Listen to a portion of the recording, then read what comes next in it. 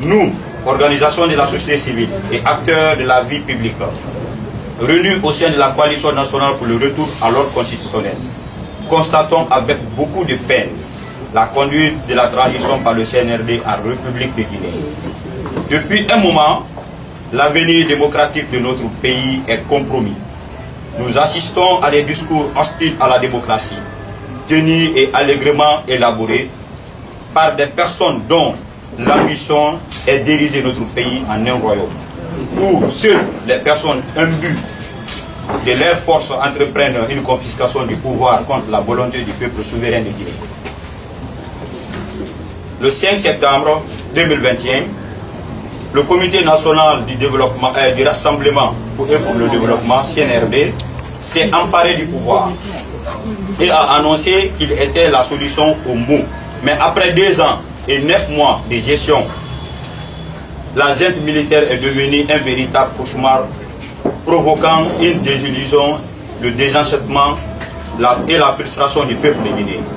Du point de vue fonctionnement de la transition, nous constatons ce qui suit.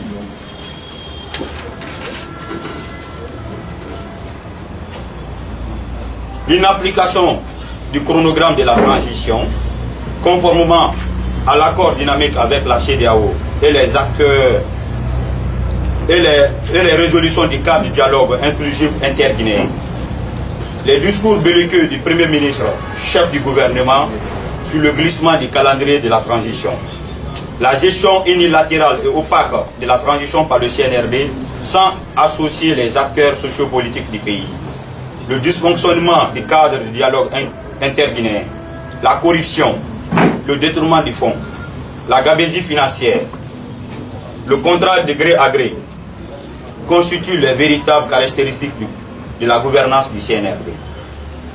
La cherté de la vie, le délestage du courant électrique, manque d'eau dans les robinets, la hausse des prix des denrées de première nécessité, le chômage et le désespoir de la jeunesse nécessitent et le chômage de la jeunesse,